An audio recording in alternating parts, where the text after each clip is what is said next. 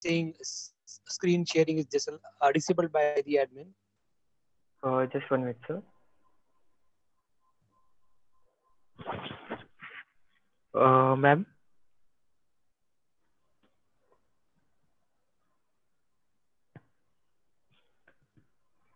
Just 1 minute, sir.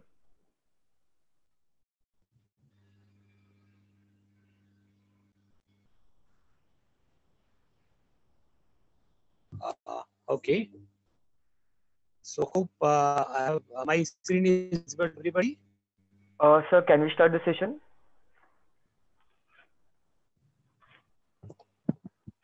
Are you able to see my screen? Uh, yes, sir. Yes, sir.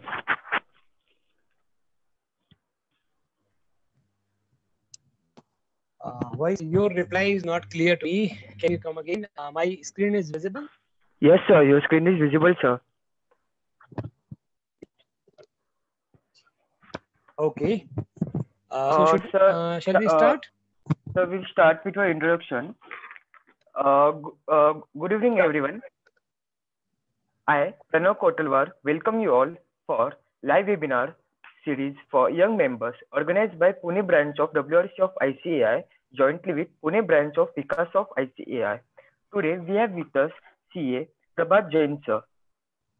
CA Prabhat Jain completed his charter accountancy in 2004 and DISA in 2005.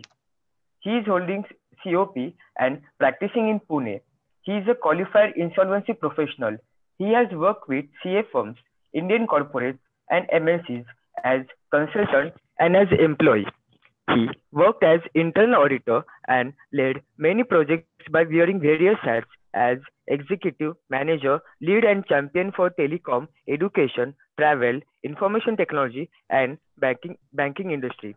He has been first mover for various projects including audit, risk, reporting and investigations with businesses working in retail, wholesale, online, offline and with mixed business model. He has contributed significantly in development of integrated audit framework and methodology by reviewing compliance covering entire telecom business and supported the centralization of India business processes for a telecom business.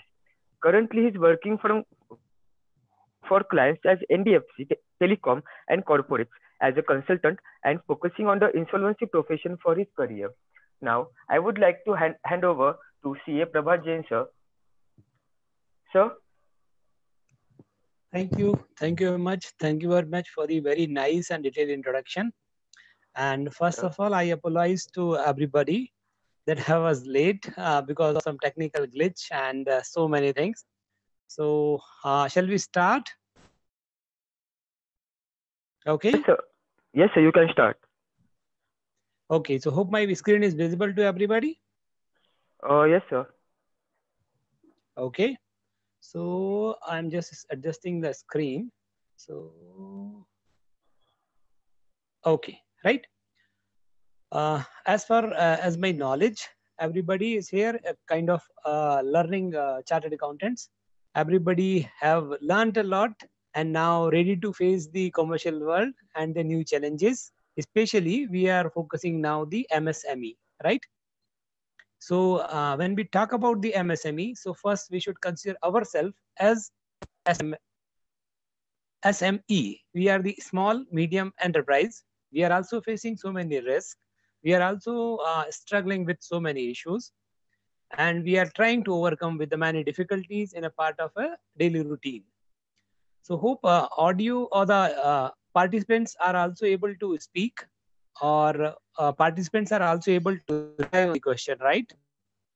So participants are not able to speak, but they can ask the If you question can in a allow. question and answer box. Okay. Right. So because the session could be interactive only, all are having the more or less similar knowledge level. So we should be learning from each other. Actually, topic risk and controls is the kind of dependent on the many factors. One is the individual's capacity and the capability and the imagination power. So I would like to hear from the participants also that what they are feeling about the risk, what they are seeing about the risk and the controls available in the market, with the client and with the industry. Okay. So just to start with the presentation, as the topic is risk, we all are aware about the many risk factors. We all have met with many clients, encountered many issues as a part of our curriculum, our articleship, and our studies also, right? So just to start here, why we are taking the topic risk and control, especially when we are discussing with the MSME perspective. Most of us have visited the many small units. These units are working independently, but actually they are working for one or few major clients only. If we can say they are working as a subsidiary style for the large manufacturing units, that sentence would also be correct to the large extent. These small units are generating a lot of employment. These are playing a crucial role in the development of the country, or we can say to the maximum extent, they are working as a backbone for the large industries.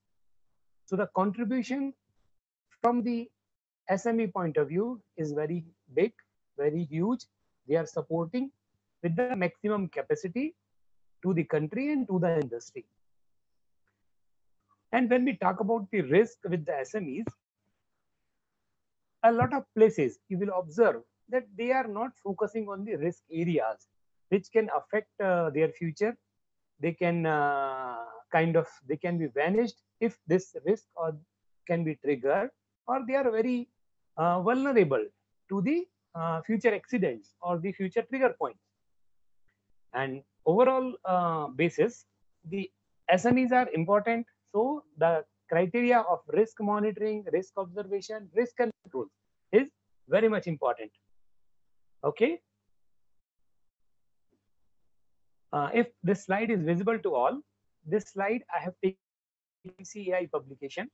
ICAI have published a good document by covering the SMEs and their problems, and about some guidance note how or why the SMEs should focus on the problem, etc. These are the kind of reasons why a set of industries in a given time period has been closed. If we can look at the point number 1, financial problem. Second is marketing problem, and third is a raw material problem. If we take these 3 top reasons, we will see that around 50% problem are coming from these three areas only. Okay, and 3 are the key component for each and every business. 3 are the key major processes for each and every business. So why business failed to focus on the key business processes? This question comes in our mind. I will request everybody to please go through the institute website, ICAI.org, and please check this document. It's around 100-200 pages, good document, which can give you a good perspective about the SMEs and their problems and about the good statistics and the data. The same slide is taken from that only. So we are talking about the first 3 criteria or the first 3 business processes. Financial problem. Financial problem could be a capital related, could be a working capital related, right? Can I ask a question to everybody? If you can respond by putting some user in area or yes or no.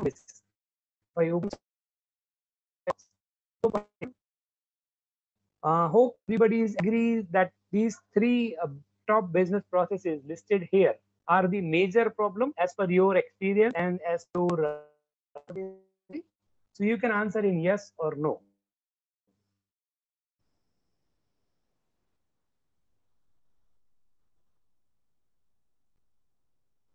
I'm waiting for guys from the parents. Yes or no, yes or no.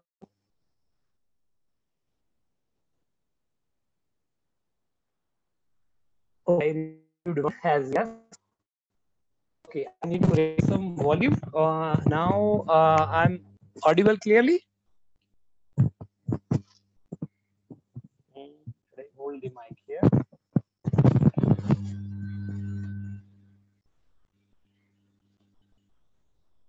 Okay, so 2-3 yes has come to me. Okay, so we can proceed. So financial problem could be a kind of capital to start the business. Financial problem could be related to the working capital, which is required day-to-day basis, or to the last day of the company also. We need to manage the working capital. So why small businesses failed to control or to manage the working capital related issues? The first answer could be they have not focused, they have not prioritized, or they have tried to arrange, but they could have fallen short in terms of resources, and ultimately the result is here. They are coming on the top one reason onto the screen. Second could be a marketing problem. Marketing problem could be like they are not able to find a good market. They found the market but not able to penetrate in the market. They but not able to achieve significant by terms of rate, quality, and the standards of the market. Third is also related with the market, raw material procurement, because they are not able to manage their cycle according to the season of the product. If some unit is working with the agriculture sector, they must be aware about some crops come with the season only.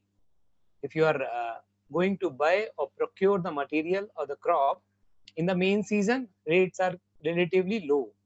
If you are trying to procure the material of the season, then rate could be 30% high, 50% high, double or triple also. Okay. Should I move to the next slide? Okay. So next slide is also I'm taking from the same book from the institute. It is also giving another risk area as an area of work for the chartered accountants, that where chartered accountants should focus if they want to support the industry, especially to the SMEs. If you can look at the structure, because the legal structure, the ownership, how the business is being managed by the proprietorship, partnership, by the private company or the public company, around 50%, and that is the 90% of the total SMEs collected into the sample or the given the data into the document by the ICAI. Approximately 90% SMEs are running with the proprietorship model only. So just a question to the participant, hope everybody is listening, able to see the screen. This proprietary model is a risk or no? It's not a risk to the business. If you can reply by yes or no only. My question is here, this proprietorship structure for a business, especially to the SMEs, is a risk or it is not a risk? Can everybody reply by putting yes or no?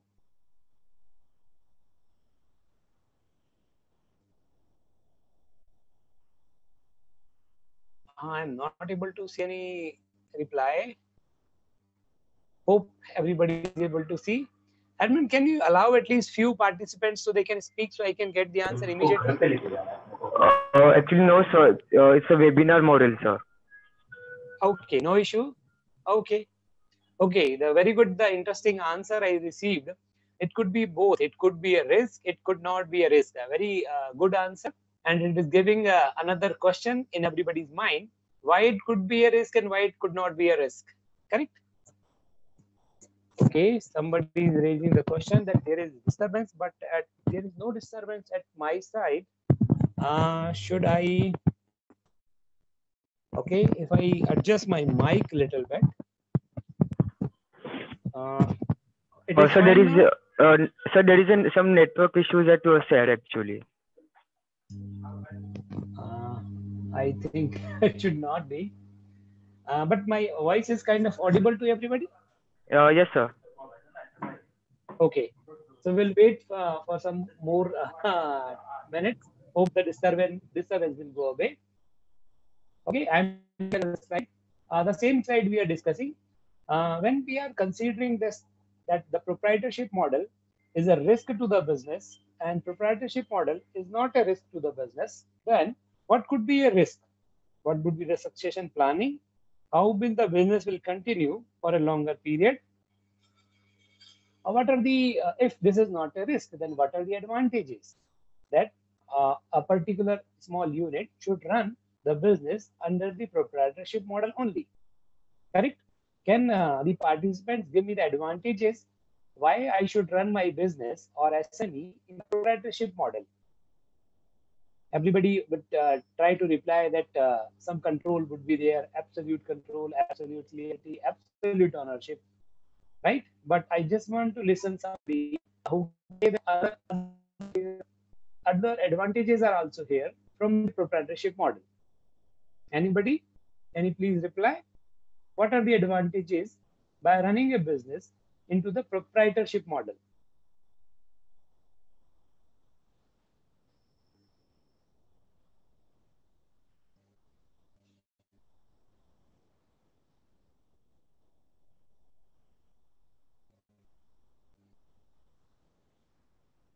Okay, I'm not able to see some messages.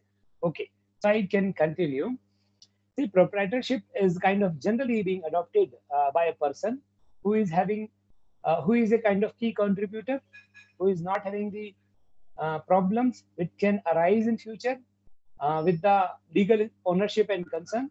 If somebody is having a criteria or the objective to create the wealth in a long term, then they look for the other option. If the person is not having the kind of idea or not having the clear vision about the future and the wealth creation is an objective, they try to stick with the proprietary model because of the absolute control and the clarity in their hand. Okay, so most of us are aware about the difference between the partnership and the proprietorship. Partnership, you will have more than one person as an owner. Controls will be there. You will get the knowledge from the both the partners or the multiple partners. Partners will take ownership. Partners will contribute. Some business stability will be there because persons controlling the business are more than one. If we go for the LLP and the private limited company, some more legal advantages are there, more stability, more compliances, more transparency. Okay. If we go for a public limited company, is kind of the best way of business doing in India, or you can say in the commercial world. People recognize, people pay respect to the public limited company. Another business model is very much popular, that is cooperatives. Cooperatives are also having their advantages, and to the limited extent, they are not having any disadvantages. I just want to put more stress onto this slide. Whenever a client or whenever a person approaches you to issue the consultancy and the kind of your guidance, what business model or what the legal structure they should carry, either proprietorship, partnership, private limited company, public limited company, then we need to think with the many parameters. One is the family member are able to run the business. What about the succession planning? Who will take over the business after 10, 20, 25 years? And what about the business model? Is this business having the limited trading gain only, or this business can grow because of the technology or the industry? And ultimate objective of the businessman, they want to create the wealth, they want to create a legacy, or how they want to grow. So these multiple factors are required. This we can learn from the books. Now if we come to the experience part, the legal ownership is required to be checked when we approach the government department to claim some subsidies related to the land, related to the machinery, and whatever the new definitions came in last 1 year for the SME sector. So many subsidies are also available. These subsidies having different calculation of the net worth, net investment, new investment. If we can take an example that I started my small business by taking a proprietorship, I purchased the land will be in my name only. Tomorrow, if the need comes, I convert it to the partnership by taking the advice from my consultant. Then I was having a land in my on my name. I requested my partner to you. He should also bring some land in his own name. Now I am having land, a land bank, where the owners are clear. Owners are two individual person. Now the scheme came, and I approach the government machinery that I need this benefit. So the question comes whether my land, which is in the name of the individuals, will be calculated under the net worth of the business. Then question could be yes and no, because we don't know how the schemes are considering the ownership of the land as a property of the business or not. So many schemes disallows this type of property. They consider it as an individual property. They never considers it as a business property. In this model, my change in legal structure from proprietorship to partnership have no meaning. My planning have gone wrong. What should have been done? I could have transferred my individual land to the name of the partnership. Other partner could have bought the capital, or we could have purchased the land in the name of partnership only. Otherwise, I could have moved my business from proprietorship to a private limited company, whatever it is. Then the question comes of stamp duty also. Okay, so these are the this is just example. I tried to give the perspective how the ownership or the legal structure of the business affect the future. In the future, when the structure needs to be aligned, then we should consider the future prospects of the business. What should happen when, or what should have been done if we have gone with the proprietorship, partnership, or private limited company, or what can be done, or what can be achieved by changing the business model or the legal ownership structure. Hope I'm clear on this slide. I just wanted to give you a perspective that legal ownership is very much important. It requires a lot of attention. It requires a minimum 1 week time to revert to the client whenever a client approaches you that, sir, please guide me which legal structure I should carry to run my business. We should be taking around 5 to 6 days time, understanding business requirement, future plan, and the related schemes available as on that day. Even the client is not requesting for the scheme and the benefit on the date of legal structure, we need to consider and advise them. Currently, the schemes are available. That is available for company, not for partnership. That is for proprietorship, not for company. Accordingly, we should issue the advice that we should follow, or we should try to get this type of legal structure, which can allow us to get the advantage in the future, or we can secure a kind of advantageous position. Okay. Should I move to the next slide? Now the kind of everybody is equally aware about the risk and the controls.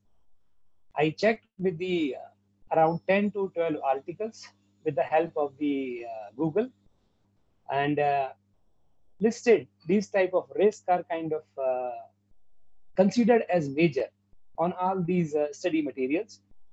OBBS and top priority is the political risk.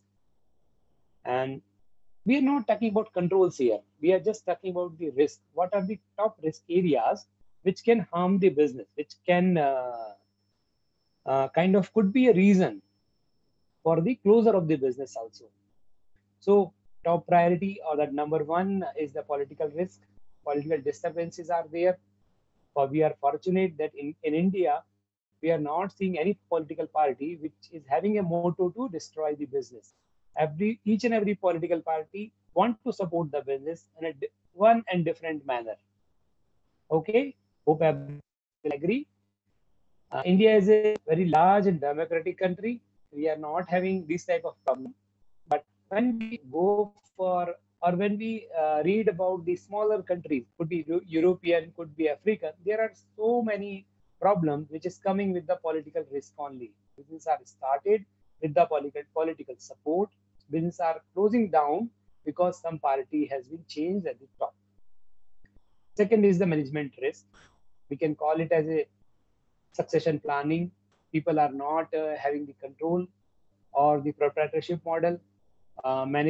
People fail to manage the business because of some small problem. Third is the industry risk. because of could be a environment also. Entire industry has gone into the trouble. Then it is very difficult for the survival of a small unit, a part of that industry. You can take the chemical industry. Uh, since last 2.5 years, these industries are facing a lot of trouble across the globe. Technology risk. We can see the telecom in front of us. We were having the pager. We were having mobiles. Now we are having the smartphones. Now the internet. Now the data internet speed of the internet. So many businesses have started and closed down because technology is changing day and night, day and night, day and night. How long we will be able to adopt the new and the latest technology? Whatever we have purchased or whatever we have accumulated till date, it can be obsoleted tomorrow. The competition risk. We are growing with the speed of 100%, but the competition is growing with the speed of 200%, 300%, 400%. It will be very hard for us to survive after a time of 1 month, 2 months, 1 year, and 4 years. If we are not able to compete, we are not able to run, or we are not able to grow in comparison to the competition. It is not general to say that every time we fail to fight with the competition, we will fail. But in a top reasons why businesses are failing, they are not able to face the competition risk. Now, accidental risk. Company is doing very well. Company is having the good market, good customer, good supplier. Company is doing excellent everything. But company is having one plant, some accident took place, environment came, machine breakdown, and the small accident triggered everything. Now everything has been closed. Production is not there. Customer will go away. Supplier will also search for the new customer. Entire supply chain will break. Accident can take place and the entire business can go down because the large manufacturer or the customer, they will not wait for revival of our unit. They will start procuring from the another SMEs or our competition. The legal risk. Now it is growing day by day because we were not very much aware and equipped about the legal risk. Just to give an example, everybody or every corporate is using the kind of, we can say Microsoft, we can talk about the Dell hardware in a general. If you can check with your network, the agreement we are signing with the Microsoft, Dell, and the SAP or whatever the software, these agreement size is around 50 pages, 100 pages, 200 pages, 400 pages. We are reading it, we are signing it, we are agreeing it. We are not able to interpret 10% of the agreement. And after 3 years, 4 years, 5 years, we are receiving a notice from the big supplier that we were having agreement line number 13 saying this, and you have violated this because you have not purchased the safety tools from us or from other party. So this is the violation of clause 13, now clause 14, now 15, now 17. So we are imposing we can impose the penalty, we can take the services away. Now what you will do? Your entire system, everything is now on the IT and related softwares and the hardwares. This risk is growing. Now, what could be done? Okay, we'll come on that part later. But another, last but not the least, on the slide, it says about the market risk. If we talk about the market risk, the number one I can say it could be a customer's choice. The taste of the customer has been changed. If it very simple example, it's coming in my mind. Earlier, we used to buy the cloth and going to the tailor to kind of get the shirt ready according to the fitting, etc., etc. It was a personalized service. You are getting the accurate and the as per the choice. But customer's taste has been changed. Now everybody want to go for the ready-made.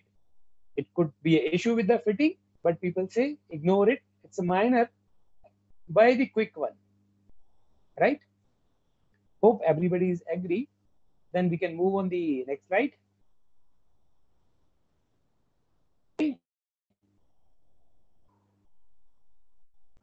Now we talk about the controls. Many risks are there. Every risk is everywhere. If we are running on the road, we have a risk that someone can hit us from the back. Now, what are the controls? What can we do? What can be done? Or what? How to survive in the competitive world? How to be safe? How to achieve the objective? All this called in a few words. That is the controls. Controls are many. We are familiar with also, or I can say all the controls listed on the slide, we all are familiar with these controls. What we need to check, how much effective these are. We can talk about internal controls, consultation, independent audit. We can make the funds as reserve. We can do the market research. We can get the expert opinion. We can call the product related research. We can get the research paper. We can also allow the consultant to do a specific research for us only. We can kind of manage our products. We can focus on the byproducts, waste management, etc., etc. We can take the insurance also. So we all are aware about these controls, more or less, not to the depth, but more or less we are aware. We'll, or I can say it's a requirement related to the business only, where we need to analyze the effectiveness of a control, or the which control will be more effective or relevant for a particular business, for a particular time, for a particular process. Okay. I would just like to move to the next slide. Hope everybody is with me. There's no problem about any disturbance, etc. Okay.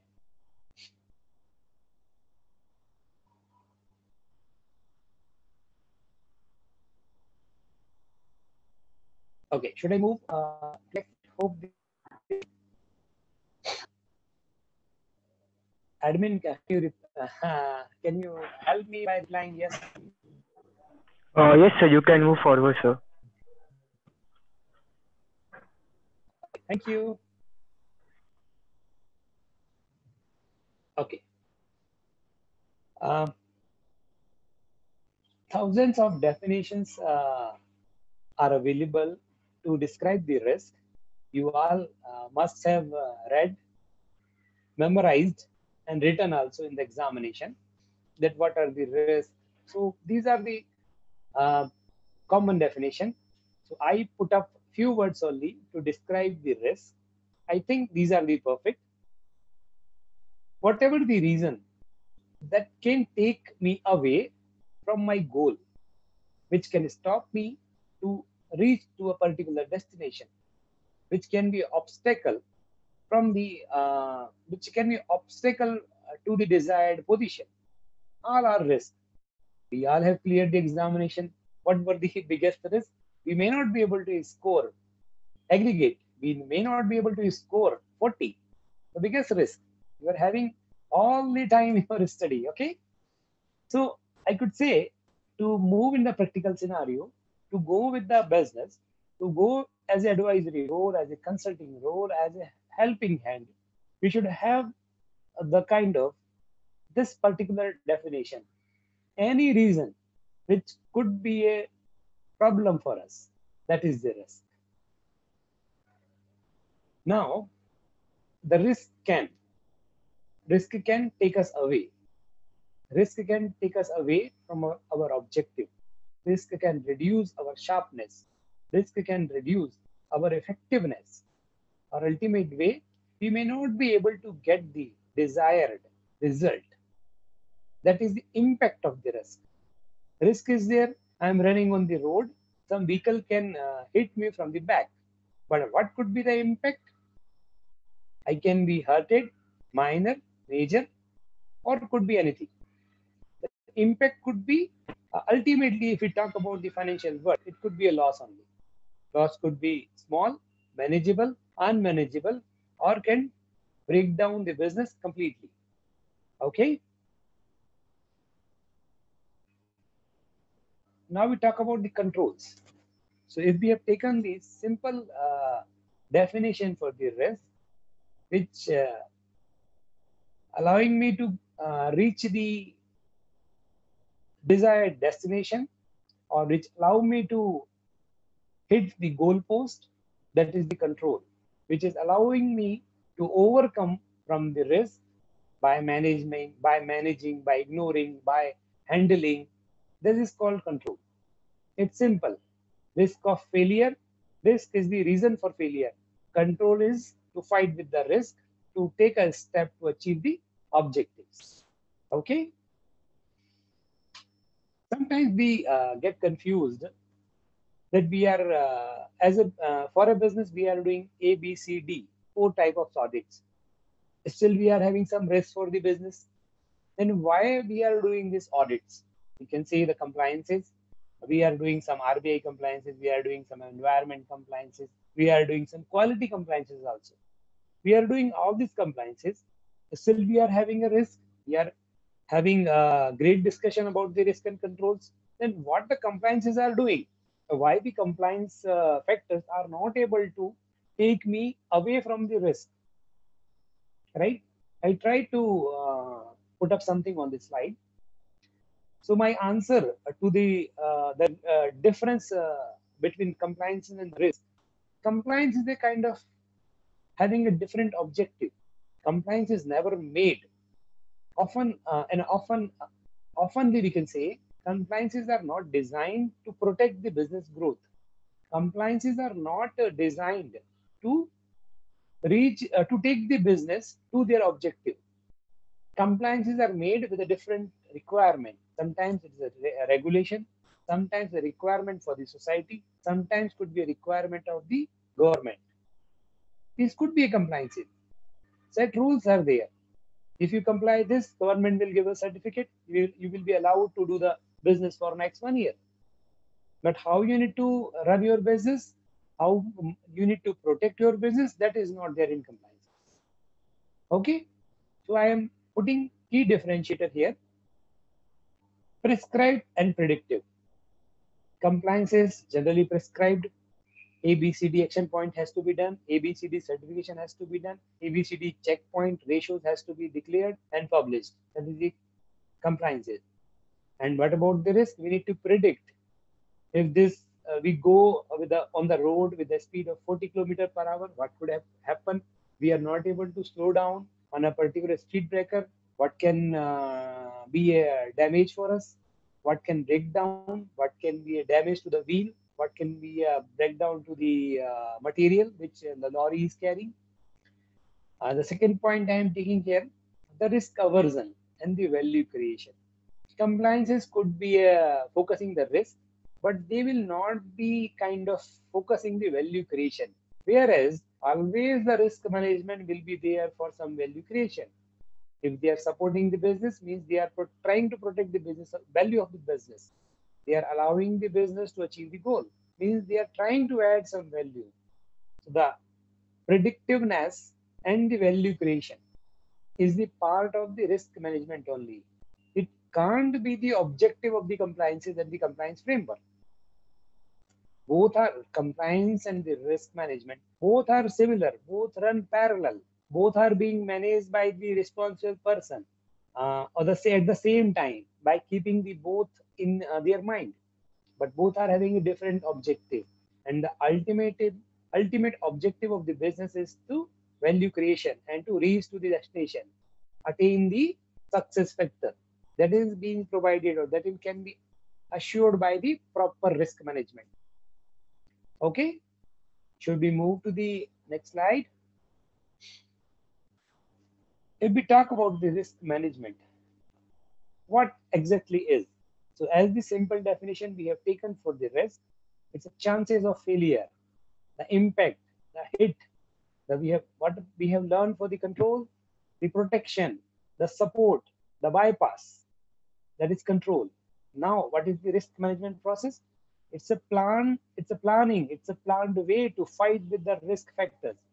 It's a planned way to activate the control which can avoid the losses or the quantum of the losses the risk can trigger for the business, to speed up the business, to bypass the losses, to bypass the process, bypass some key issues, to attain the minimum, attain the maximum, attain the support value, attain the base value, whatever it is, the planned way to fight with the problems. That is called risk management process. Hope I'm clear on the slide. Should we move on to the next? Now the kind of a proper definition I try to capture here. So I would like to take the underlying part here. What is the risk management? How can I say I have my business is having 10, 20, 100, 200, 500 risk? And what controls I can trigger to counter the risk, to manage the risk? So I will be making a chart or the list. On the left side, I will be having the 100 risk items. On the right hand side, I will be having the 100, 200 or 400 items, which will be able to reduce the impact of the risk or the occurrence of the risk also. So we can call left hand side, we can say risk, right hand side, we can say the control. Okay, so a list, a proper list, manage a building a proper list, review of that list, check the effectiveness of the control. All this is called as risk management process. Okay, should we move on the next slide? So the risk management process I'm trying to capture here. So major points are here. To establish the risk, whether risk exists or not. If we agree that, okay, we have some risk, we could be having some risk related to the business, into the process, could be a working capital related risk, could be a marketing related risk, could be a raw material related risk. Now we need to identify.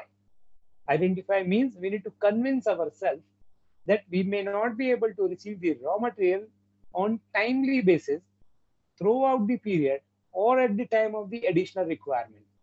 When we are convincing ourselves that we may have problem, we may not have problem. That is the second step called identifying risk. Okay. Now we have now we came to know that we have a risk.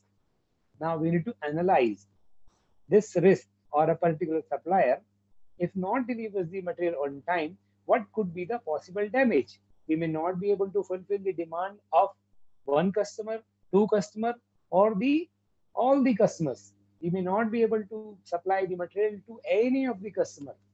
Our plant may be shut down because when we are not getting the lubricants on the time, we are not getting the electricity or the power. So we need to analyze the risk.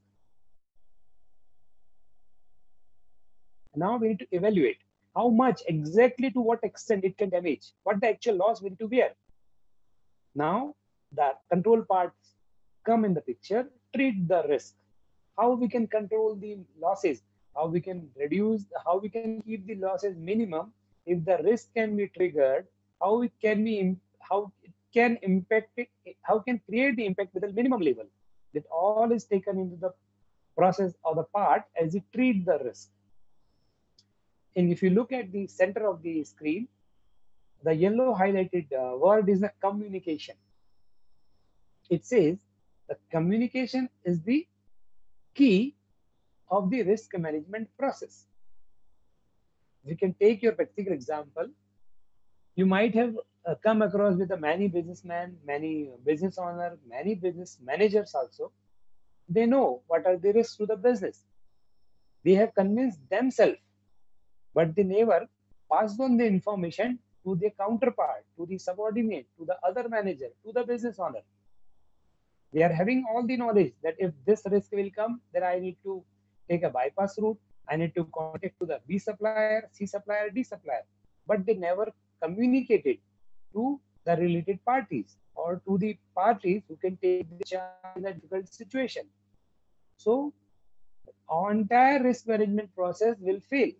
The person will not be able to pull the trigger in case of emergency or in case of a need. So the communication is important. How the communication should go?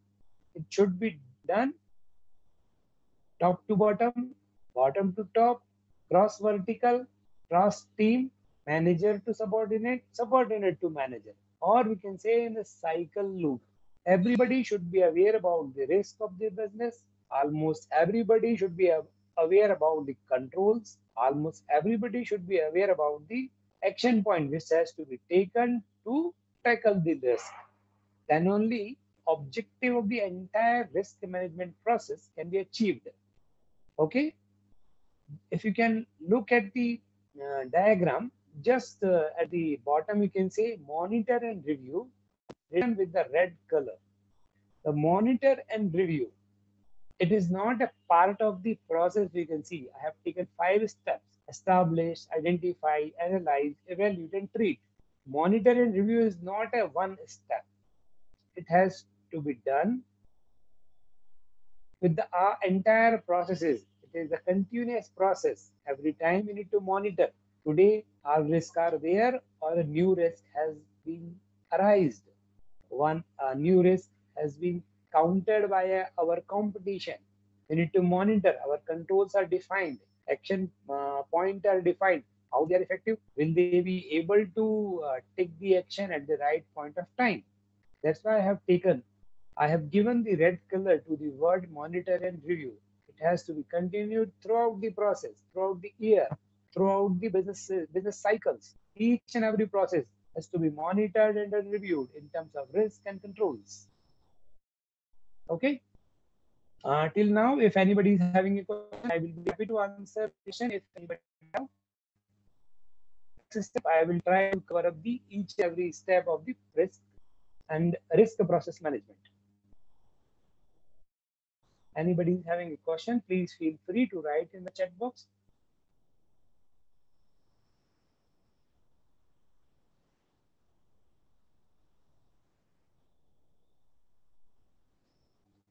I'm just waiting for more seconds. If anybody is able to send me a query, I would like to take immediately. Otherwise, you can have the question with you only. I will be happy to take after some time.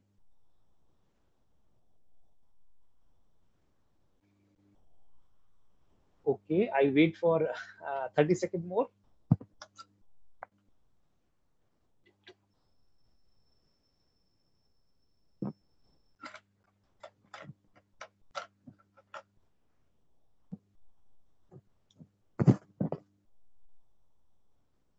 Okay, so I'm taking over once again.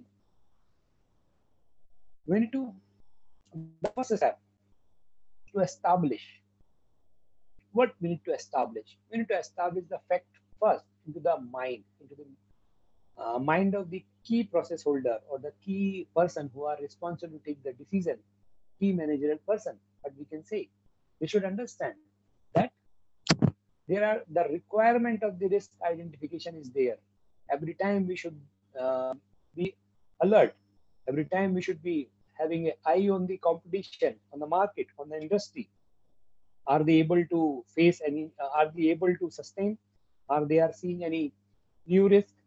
New problem is going to be created by us on the short term or long term basis. If we talk about in a formal manner, we need to communicate each and everybody from top to bottom and bottom to top. Sometimes within the organization and sometimes outside the organization also. To my supplier, in case of flood, how they will supply the material. In case of flood, how I will be putting my finished goods from my godown to the customer's godown. This is an example. So we should be communicating ourselves first, then to the stakeholders, which is part of the different, part of the our commercial world.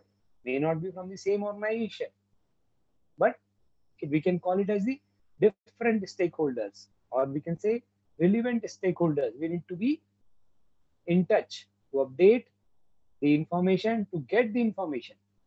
It has to be both ways. Communication always should be both ways. Now I'm having a question for everybody. In the slide, the second para says, it is very regular or rare that only one person holds all the information related to the risk, related to the controls, related to the take the decision at a difficult time. So my question is for the participants are here.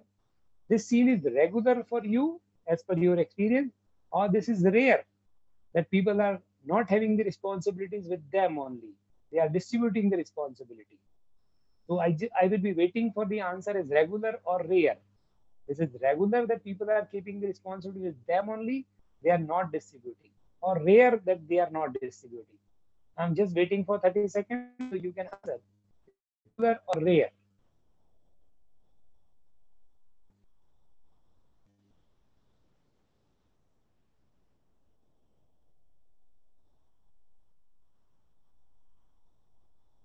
Okay.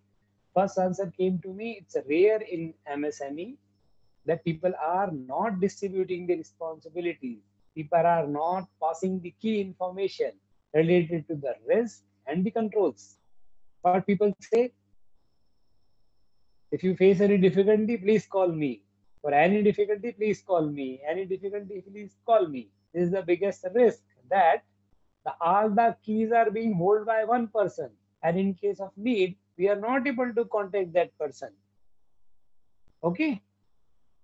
So this is you can say the risk area, another opportunity area for the professionals like us, that we need to communicate to the business owner that this is a big risk, that all the decisions are being taken by one person only. In case of a difficult situation, everybody will be looking for that one person only, and how that one person will take the stress of entire business.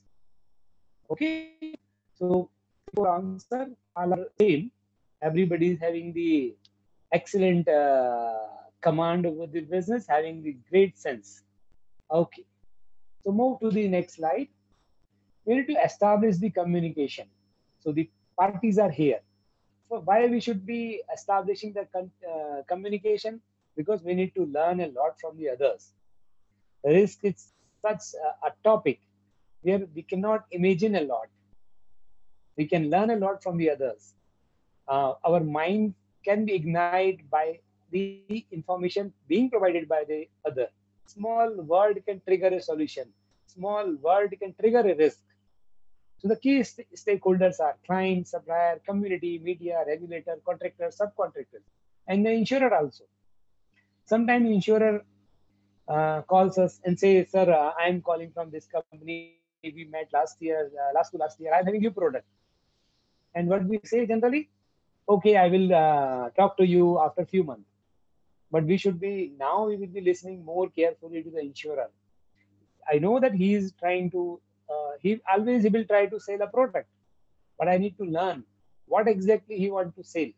He's trying to sell the material which I am already having, or he's having a new product with a new risk. How he is able to predict a risk, and that is relevant to me. A risk like flood could be a bigger for a business which is kind of established near to the rainfall area, river area, etc., etc. If I am running my unit in the desert of the Rajasthan, how it could be relevant? But I need to listen the insurer carefully, how they have designed the product, or why, what is the need that force the insurer to launch a new product. Definitely some need will be there. So I need to just check whether that product is necessary for my business or not necessary for my business. Okay. So moving on to the next slide. Now, the critical word. Earlier we have seen we should communicate, and what now we are seeing, effective communication. It should not be the case that the speaker is speaking on the screen and the webinar and everybody is kind of listening, right? It should be effective. Whatever the thoughts I'm trying to convey, it should reach to you. The same way, whatever the risk administrator, the key responsible person trying to communicate, it has to be understood by the recipient. And how we can improve the effectiveness of a communication?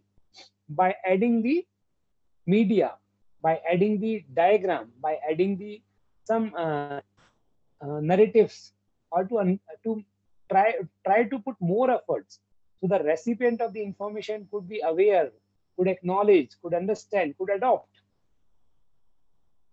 right?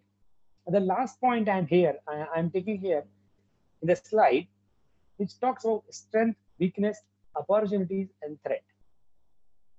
Whenever you go, and it's coming from my practical knowledge only, irrespective of the designation of a person or his championship about a subject or his command about the subject and the process.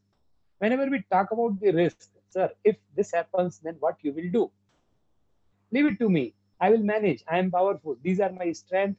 I know about my strength. 1, 2, 3, 4, 5, 6, 7, 8, 9, 10. He's aware about his weakness also. 1, 2, 3 is my weakness. But he is not aware about the opportunities. If this risk comes and hit to our business, what new opportunities are going to be created for us to supply more in the market, or what could be a threats to us and to the market? A little bit difficult point we'll cover up later. So just have in mind, every risk is an opportunity. You must have heard somewhere, every risk is an opportunity. We just need to look into it. Okay, so taking to the next slide, identify risk. We need to attack on the risk point, but where is the risk? We should ascertain first. We should convince ourselves that this is the risk for my business.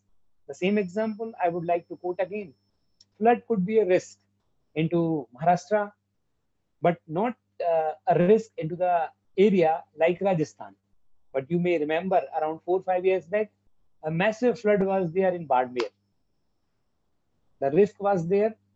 People have estimated that the occurrence is very low, impact could be very low, but erupt and disturb a lot.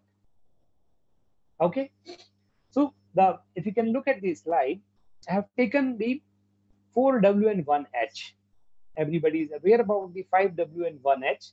To understand the process, to take the decision, or to make a plan to execute the action or the decision, whatever it is we can call, or to run the business, to take the good step. So always we have 5W and 1H. Here I have taken only 4W and 1H. It identifies the risk and the controls both. We have what, why, how, when, where. Everybody is aware about it. But who will take the action? Who will take the note of the risk? Who will understand the risk? Who will narrate the risk to others? Who will communicate? So who word is generally missing? That's why I have taken it here and highlighted with the yellow. We can collect so many information by discussing everybody in the groups and the subordinates and the manager. First, we need to identify, we need to convince, and then we need to speak again. Who is understanding the risk? Who is communicating? Who will be taking care of it? Hope I'm clear, everybody, that identification of risk should be a formal process where we should be collecting 100 points, putting it down on the left side, then we will be discussing, we will be communicating and convincing ourselves that out of these 100, only 20 are the risk for the business. These 80 are not the risk for the business at this point of time. This is the process, or this is the kind of steps. It's called as the identification of the risk.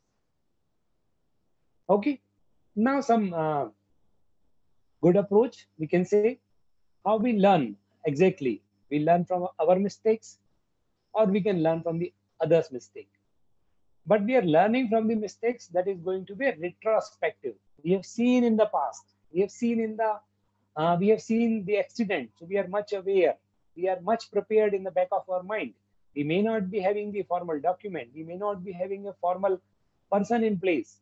We may not be having a formal process in place, but we are a little bit prepared, right? That is called a retrospective list, which the accident have taken already place in past with us, with the neighbor, or with the industry. We are a little bit prepared. And what is the prospective risk? Which has not been taken place in past, but may trigger, which may come and destroy us. That is called prospective risk. Okay. Shall I move to the next slide? It is having the definition of both. Retrospective risk. ajar. We can say the audit report. We have seen the audit report issued by the previous auditor. He raised 4 points. These 4 points are important, and business should take care of these things. So all these are the retrospective risks. Audit complaints from the customer or from the supplier. Complaints can come from any. This could be a risk area. We are not able to resolve on time. It is a growing risk for us. Some staff is complaining something. They are giving a suggestion for the improvement of the process, and we may be ignoring them. We are listening, but not kind of listening with the mind. We are not having the communication as effective because of n number of reasons. And the last point I'm here taking here is the newspaper and the professional media, right? Accident might have not taken place in our area, but could have taken place in the other part of the country. That we can understand by reading the newspaper and the professional media. That is also equally important. Okay, so we know a little bit more about the retrospective risk. Now the second point will come for the prospective risk. The first point I'm taking here, it is hard to identify. Always it is going to be hard to identify because it has to come from the imagination first. Whenever you say to any CEO of a business, sir, you are running the business ABC, could be a possible risk. He will say, it never happened and it will never happen in near future. So what could be answer with us? Kind of no. So that's why the identification is important. Communication is more important. Individually, I am convinced, but I am not able to convince my team, my CEO, my manager, my key managerial person. Then the risk cannot be identified. Okay, so the prospective risk always will be hard to identify. What should be done? Brainstorming. Okay, we need to read the newspaper, etc. We need to analyze the accidents taken place nearby. We need to look for the technological changes, upgradation. What are the new ways are coming of the business? What are the new risks are going to be generated with the new ways of the business? We can recheck our existing business model. What we call as a zero-based busting is a kind of an example.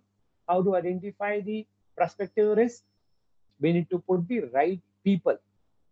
I am taking about the last point in the slide here. We need to put the right people to identify the risk. What happens generally? Generally, if I check about the team who are working in the corporates as a risk management team or the team of risk, generally they have the young professionals like you. They could have the MBAs, chartered accountants, company secretaries also. Why they put the young professionals there? Because they are not having the accident in past. They have not encountered any industrial problem in past. So they will not be limited to that problem. They will be having an open sky for them to think about it. What can happen if if A is a problem, what could be the problem for B? What could be the problem for C? What could be the next step? So they can apply a fresh mind. That's why the young people are generally deployed for the risk management team.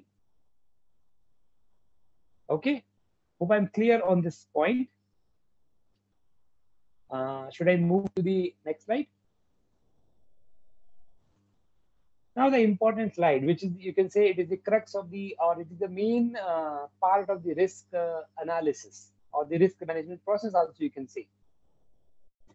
We have identified the risk. Now we need to analyze how severe it is. Possible losses, it can provide to the business. It can be generated, it can be triggered, it can be a loss for the business in terms of monetary terms or the survival of the business. So we have the two components, and the risk is being calculated by having the multiplication into it, impact and the likelihood. So the same example, flood can come to the Rajasthan. The likelihood is very low. And the impact, if flood comes, our plant may get destroyed, our raw material can be destroyed, raw material cannot be used if the water reach to the godowns. This could be impact. Water could be water. A flood can impact any industry severely, and could be nothing for another industry which deals with the hardware, metals, or could be a kind of plastic material. The impact of flood could be a kind of negligible for some industry. It could be very high for some industry. Likelihood depends on the occurrence, how frequent it can come, that we call as the likelihood. Okay. If anybody is having question, I would like to take here. We can move on to the next slide. I'm waiting for some question for 30 seconds.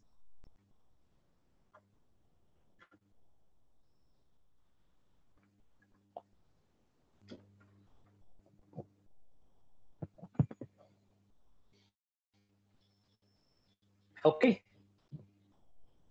Okay, I'm moving on the next slide.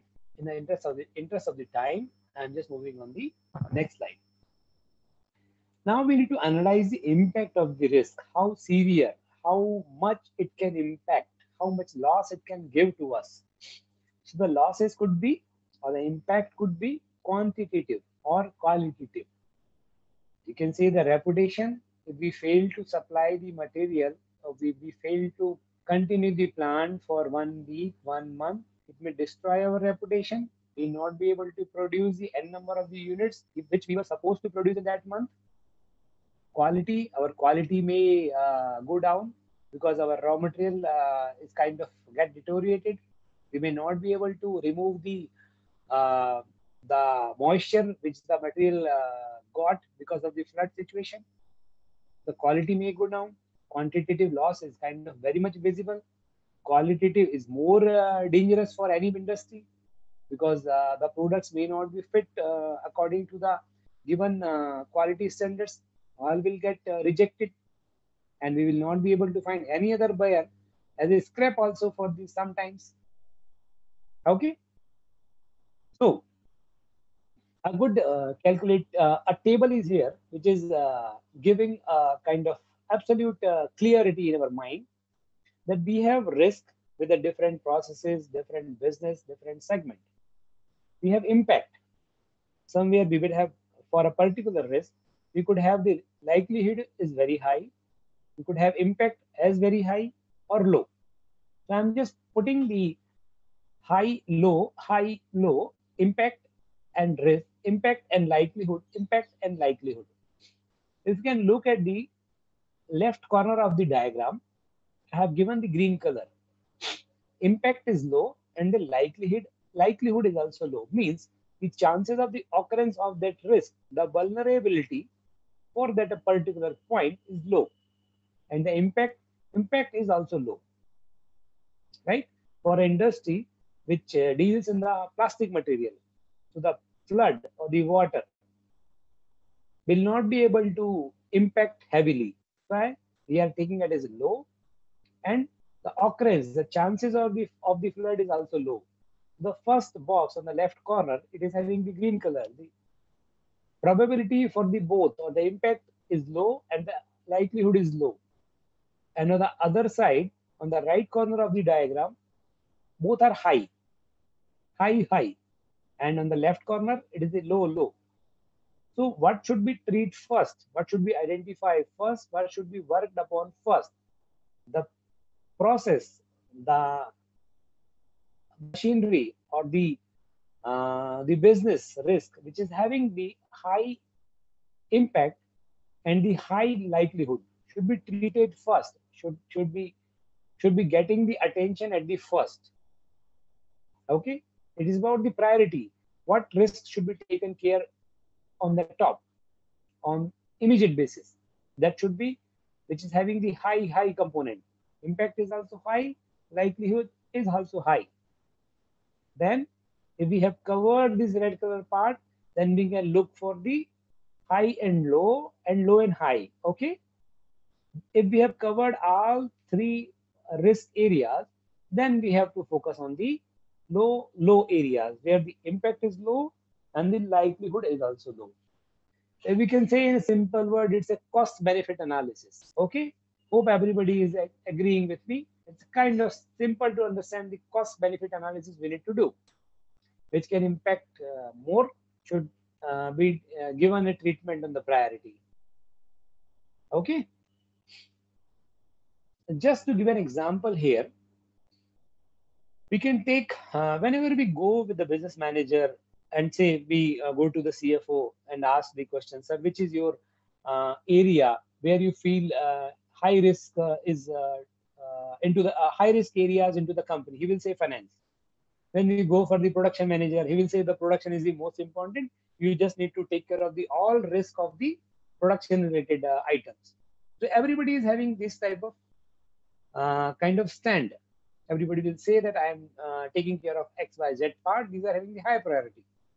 So in a normal sense, business accepts the priority for production. For finance has high importance. Human resources has low importance. Why? It is not about the human resources. It is about the processes which is being run by the human resources department. That's why the low importance is here. Because some accident has happened or some accident is there, the human resources related processes are not going to be changed immediately. They are not frequent changes are not there. That's why the human resources is having a low importance here. Then marketing, medium importance. Some plant is not able to function, may say our marketing team that go slow, do not offer discount, do not go for change your strategy. That's why the medium importance is here for marketing team or the marketing related processes. Same way, low importance for the human resource related processes. Okay, hope I'm clear. If anybody is having a question on this slide, I'd like to answer. I don't want that somebody should misunderstood the concept. It's not about the contribution for this process to the business. It is the contribution of all the processes, but we need to take care of the high risk area, process area. That's why we are taking as a production as a high importance is HH, finance HH, whereas the human resource related processes LL. Okay. So the next slide. It is a table is here. If you would like to read, it says some matrix is here, means we have listed down the risk areas with the department and we have agreed on the impact areas. This is very much important, this is less important. A unit, it says the IT hardware products, right? So the first component, it says the production related web services. We have the high dependency, and production have already highlighted us and requested us to take it on the HH category. Now, what are the commentary here? If you can read on the right side, comments.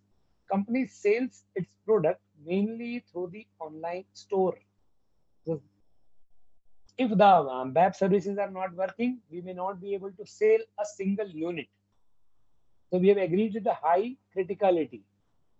On the right hand side, the corner, which talks about the overall criticality. Okay. We'll share the PPT with you so you can have a look on this screen. Once again, we need to maintain similar table for the process, for the sub process, for the key risk point, for the key risk areas.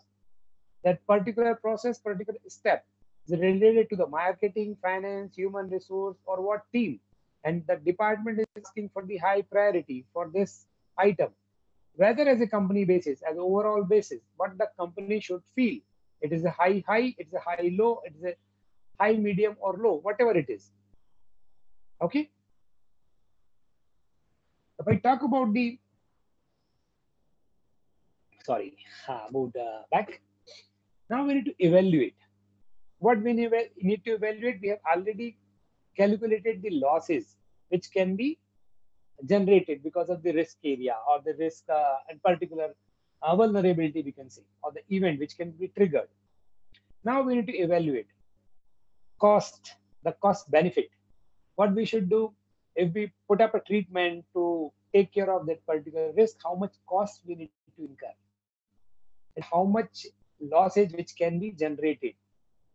Sometimes it could happen that treatment is more expensive than the damage. So we can classify what are the costs. Treatment is not available, or sometimes treatment is available, but we are not able to implement. Okay. Hope anybody is having a question here, or that why we are not able to put up a treatment for a particular risk. When we are able to identify a risk, why the business is feeling that they will not be able to treat it. So I can say, take the example, sometimes the medicine or the cure is worse than the damage. Okay. Okay. Now we need to treat the risk. We have identified that this risk can be treated, this cannot be treated. There is a treatment, but we cannot implement that. Now, what is the treatment? Exactly what we will try to reduce the impact, reduce the losses, reduce the chances, that is the likelihood. If we are able to reduce the impact, means we are saving us. If we are reducing the likelihood, means we are avoiding it. Or sometimes we can apply both. We can reduce the impact, we can reduce the likelihood also. It is not applicable to the all the risk and the all the risk area or the all the time, but we can apply specific to the risk at a particular given point of time. Okay. So what could be the best option? Avoid the risk. Make the chances that risk can occur is zero. Ideal situation, we should try for it. Then change the likelihood. Change the consequences. We need to modify our process. We need to redesign our steps. And the fourth and fifth point is share the risk. The example of the share of the risk means we can make the contract with the supplier. If we are not able to receive the material within time, or with a delay after a given period, we will be imposing a penalty. Why we are doing it? Because we want to share the risk of the losses which can be generated because of the delayed in supply. We can retain the risk. We have decided that if the material cannot be provided to us, we will stop the production. We will not be able to supply to the customer, and assuring that customer is not imposing the penalty in that situation. We can retain the risk. We can share the risk. When we can avoid the risk, we try to avoid it. When we are not able to avoid, we try to play with it by reducing the chances, the losses, the likelihood, whatever it is. When both are not possible, then we go for the share the risk, take the insurance, make the contract or the amend the contract with the supplier, the customer. So we can pass on a bit. We can pass on the 50%, 100%, whatever it is. But we try to share the risk. And nothing is there, we try to retain the risk. Risk means the chances that we may fail. And we need to reduce the exposure to the losses on the first 1, 2, 3, 4 part. Nothing is possible, the end of it. Another way to understand. Okay. Now, what is required to run the process of risk management process? What is required? The first thing, the best thing I can say, the resources. We have discussed earlier, we need a good people who can understand what is the risk, what is the requirement of the risk management, what are the controls, why the controls are important, what is the time frame, how much efficiency we should have to respond on time, what we call it, emergency response team, kind of efficiency or the kind of preparedness we should have. What is everything lies on the resources, how much resources we have, right? Right people in the right place. Second point is here, define timelines. If supplier fails to provide us the material within 1, 2, 3, 4, 5 days after the PO or the agreement or the dispatch, we need to take this action, take this step. What are the control point? We need to trigger the control. We need to inform the second supplier, third supplier, to the customer, right? We should have the resources, we should have clear timelines, then we should have a defined process. If this happens, then what should be done in the given scenario? And that has to be communicated. The communication has to go on 24/7 to all 365 days across all the processes, across all the verticals. Then only the risk management can be done, can be effective. Okay. Now the important part, the monitor and review. Why it is essential? We have designed the risk, we have documented all the risks, we have documented all the controls, we have documented all the owner of the control owner, the risk owner, or the person who will take the action at the right point. Then what is the requirement of the monitor and review? We need to check whether the action points are working or not. The risk we have noted down 3 years back, last year, is actually having the same likelihood, or have the impact has been changed because of the change in process. Every time we need to reassess the impact. Every time we need to reassess the likelihood. Right? It's an example of why we should review, why we should monitor, why we should review. If the kind of documented risk has taken place, control point, the control owner have taken the action in the right time or not. We need to record the performance. How we need to respond again if the action owner was not able to take the action in the right time. What should be done? What should be the additional support is required? Additional resources are required. Additional documents are required to share the risk or not. The most important part is the monitor and review. And the important point is, I would like to mention here, as we discussed, the risk management process is generally designed by the young professionals. The same way, the monitoring and the review is also being conducted by the young professionals. Because of the same reason, they do not get convinced themselves because of the n number of excuses. This has not taken place, this has not been provided, that's why we were delayed. We delayed the control implementation. That's why we failed to communicate it. They do not kind of get easily with the management excuses. That's why most of the young professionals are the part of the monitoring and review process for the risk and controls. Okay. The corrective actions. When we review the process and the risk and the controls which have been triggered, we will find some delay, deficiencies. Then we have to come with a corrective action point. It could be having a requirement of resources, it could be requiring additional step, it could be requiring a change in the process entirely, or minorly, or majorly, or in entirety. Everything can happen. So the review and monitoring is the most important process. Okay. Now this is a good illustration. Hope everybody will agree. No, this is not the good illustration how we need to manage or how we need to build a monitoring and review template or the monitoring and review process. The another slide is here, which is kind of listing down the requirement of business plan and risk assessment, and all these things in a cyclic manner. Throughout the year, they are spreading the task of risk management for a particular month, which could be a main productive productive time frame for a particular business. It could be a kind of little bit customer centric period. It could be a little bit supplier centric period. We can define according to the need of the business, that this particular month we will plan, this particular month we will review, this particular month we will recheck, we will reassess, we will discuss with the key manager, we will discuss with the client, we will discuss with the supplier.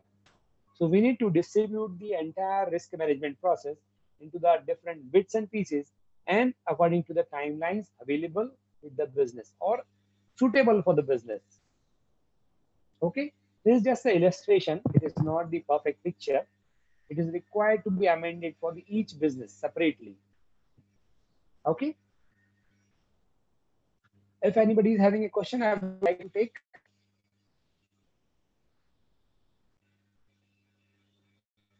I'm taking a. I'm waiting for 30 seconds. If anybody is having a question. You can ask question in chat box or in question and answers box.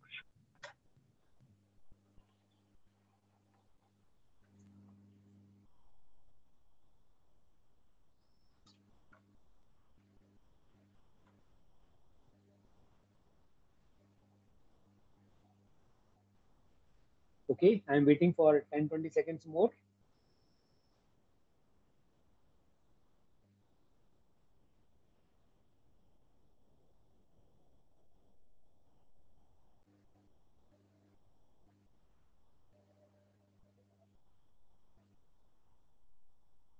Okay, shall we move ahead? Yes, sir.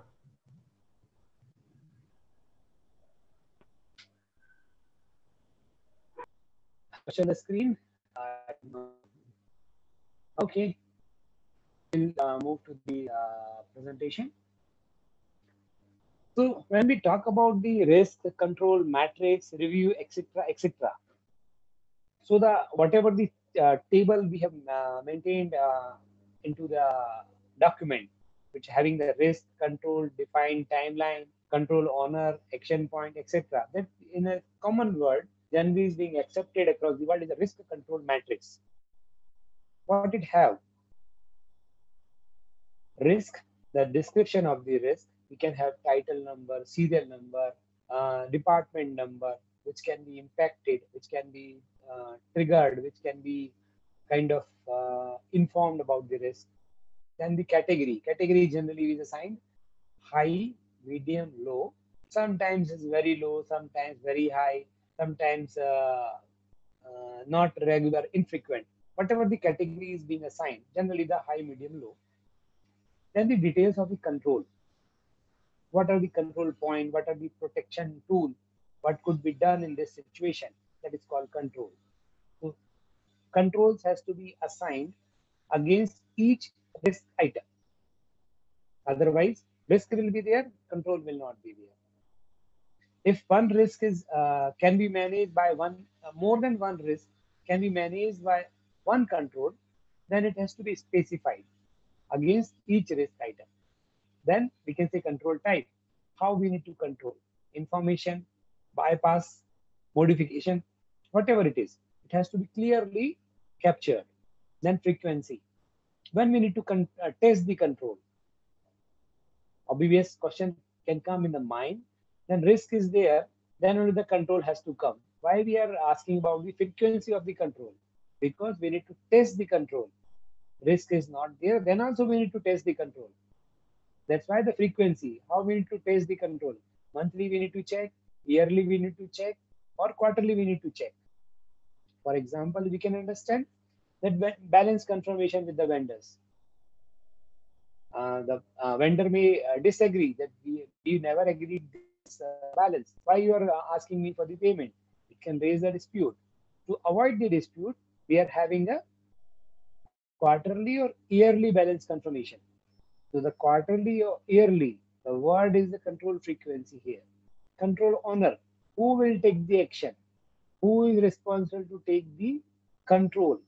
So control should be effective. Who is responsible to trigger the control? That's why earlier we discussed 4W and 1H. Here the table is complete, which talks about 5W and 1H. Who? Now control owner is the most important person. We need to read the entire table by taking the bottom line at the first. Control owner should be aware about what is the risk, what is the category, what needs to be done, how it needs to be done, when it needs to be done.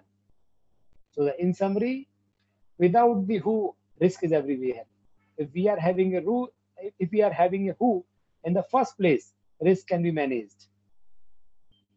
Okay. Now, if we are talking about the controls, why controls are required? As per our the study, whatever we have learned in the corporate world, why the controls are required? So we are having a formal structure. Reliable financial reporting. We need to comment when we sign a balance sheet. We need to comment. We need to assess. Forget about the comment or forget about the reporting. We need to assess that this balance sheet, how much accurate is this? What are the errors could be into this balance sheet?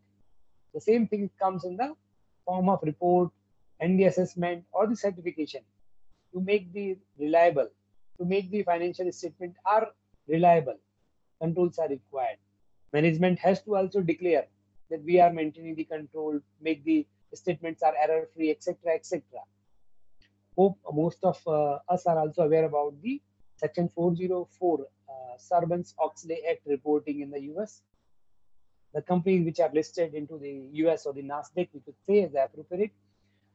They need to comply with the 404 requirement. It's a separate law, kind of developed by the Sarbanes and Oxley, were the two persons who came with the law, and they were taken care of the implementation, etc. So that is called Sarbanes and Oxley Act with the listing agreement, etc. 404 section requires the reporting, which talks about the controls only. It says that CFO and CEO are responsible to maintain the financial controls into the company. If in the testing or during the audit, it has been reported by the auditor that the controls were not active and not effective, then the CEO and CFO has to be personally responsible. You might have remember about the fraud by the Enron, etc. Because of that only, CEO and CFO escaped themselves successfully. The Sarbanes-Oxley Act requirement 404 came in the picture and made mandatory for the all listed company in NASDAQ. They have to maintain the detailed risk control matrix and the testing and the results also. The statutory auditor also has to report on the same. Now, in our scenario, in the Indian scenario, it's auditor responsibility. They need to check and assess and comment whether the internal controls were effective during the period according to the size and the business of the company. Okay. We are reaching into the conclusion. I would like to hear a lot from you. Any question? I will do. Anybody is having any question?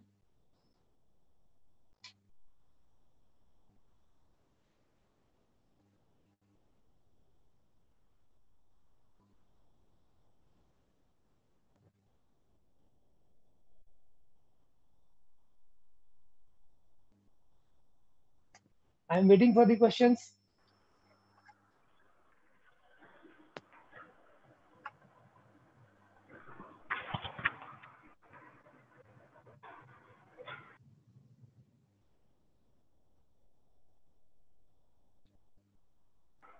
You can ask the questions in the chat box.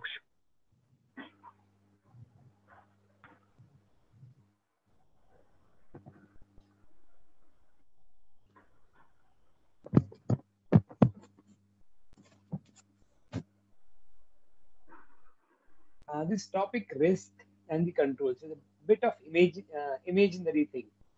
The more brainstorming you do, you will able to identify more risk. And once the risk can be identified, then only you can think about the controls. Risk is everywhere. Please consider this fact. Risk is everywhere. Either we are walking on the road, either we are playing a cricket. Risk is everywhere. What are the controls? How to avoid the risk? How to put the kind of losses minimum? That is important.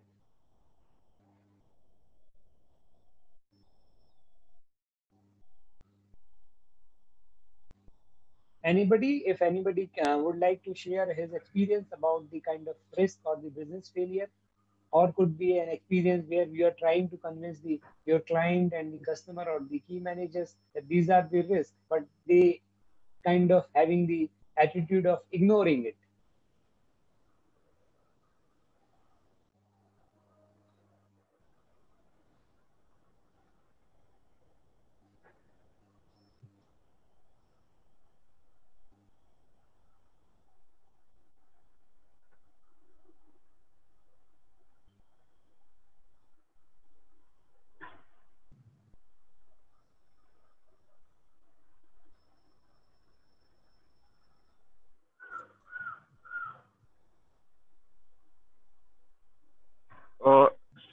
Sir, if there are no questions, can we conclude the session? Okay. Just 10 seconds, I will take more. I will be sharing a slide so you can share the participants. Okay, fine. Hello, sir. Okay, so I will be sharing the PPT so you can distribute with the participants. You can have it, and if they are having any question, they can contact me. I will try to respond on the email. Yes, sir. Further, on a practical aspect, I can say it's a kind of very it's a area where we can look for the as a profession. If we talk about the SMEs, generally they are in the proprietorship model and they have the attitude that we know everything. Here, the risk is being ignored. That is the biggest risk. We need to discuss with them and try to convince them, sir, every risk is everywhere. You need to be prepared. You can't be prepared with the 100 risk item. We agree, but you need to look for the top 10 items. And for top 10 item, please identify these 5 can be managed this year, 3 can be managed or can be taken care next year, or the remaining 2 can be taken care, or you can decide not to take care of the 2 risk item, which can be with the high priority, but can be ignored. But the area has to be taken care by the professional. The area of the risk and controls and the reporting has to be taken care by the professional in the professional manner only. It should not be the case where the professionals are engaged to maintain a risk register and the risk register is not having a risks, or they are having a general 5 to 10 risk only. They are not having the industry related risk. They are not able to take care of the business which can assure or can support the survival of the business, right? The wrong doctor is the dangerous than the disease, right? So requesting everybody to focus on this area. In respect to the SMEs, a lot of opportunity are there. I know that to convince the client or the convince the person that this is a risk to your business and you need to apply this control, it is a difficult task. But a lot of opportunities are here. Please focus on the area. And for any query and any question, please contact to me. And my email address is here. Okay, thank you. Thank you, Pranav. You can take over. Thank you so much, sir, for joining with us. And I would like to thank Pune Vikasa for arranging such a wonderful series for the young members. And I would like to thank all the members for joining with us on this Sunday evening. And thank you so much, sir. Thank you very much. And I apologize once again for the delay. We have started late. Thank you.